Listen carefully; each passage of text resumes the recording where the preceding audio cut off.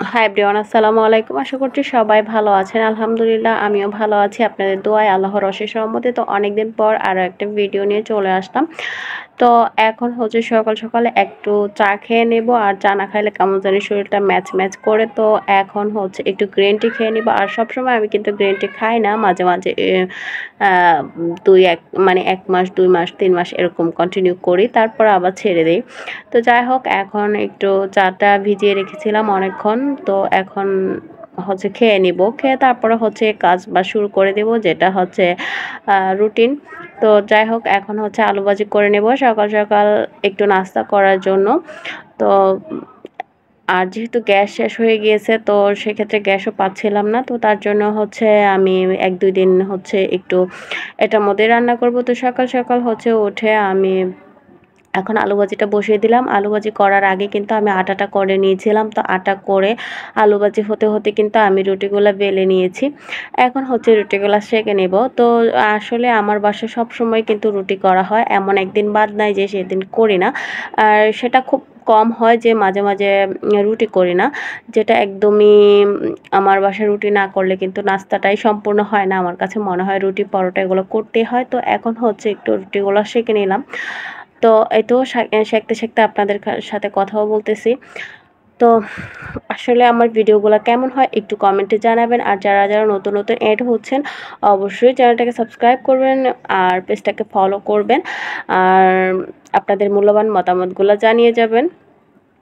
আসলে কন্টিনিউ আমার video edit করতে সবথেকে বেশি বিরক্ত লাগে আমার হচ্ছে ভয়েস ওভারটা দিতে। ভয়েস ওভারটা কখন দিব, কিভাবে দেব, সেটা হচ্ছে টাইমটা আমি ঠিকঠাক করতে পারি না। সেজন্য হচ্ছে ভিডিওগুলো আমি আপলোড করতে পারি না।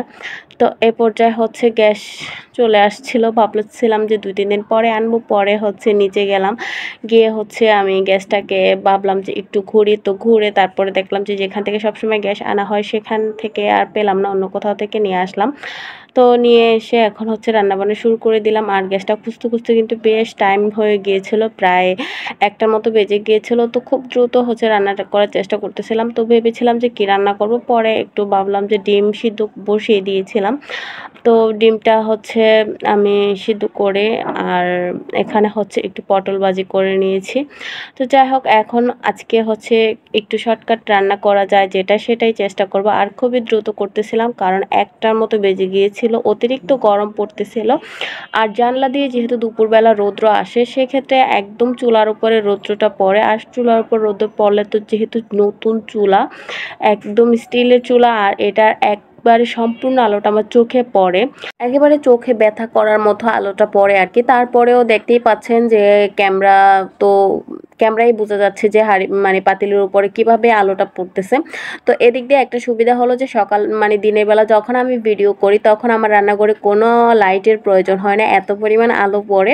ইনফ্যাক্ট হচ্ছে মোবাইলের যে ফ্ল্যাশ লাইটটা থাকে সেটাও কিন্তু একেবারে ক্যামেরার পেছনে যে লাইটটা থাকে ওটা কিন্তু জ্বালাতে হয় না আমার, খুব সুবিধা। কিন্তু অতিরিক্ত আলো হলে দেখা যায় যে ভিডিও তেমন একটা ভালো আসে না, এটা কিন্তু দেখে বোঝা যাচ্ছে। তো কথা বলতে বলতে কিন্তু এখন পটলটা ভাজি করে ফেললাম। তো আর এখন হচ্ছে একটু ডিমটা রান্না করে নেব। এখানে হচ্ছে পেঁয়াজ দিয়ে একটু করতেছি, খুব শর্টকাটের মধ্যে করতেছি। আর রান্নার মধ্যে হচ্ছে আমার পেঁয়াজ কাটতে খুবই কষ্ট লাগে।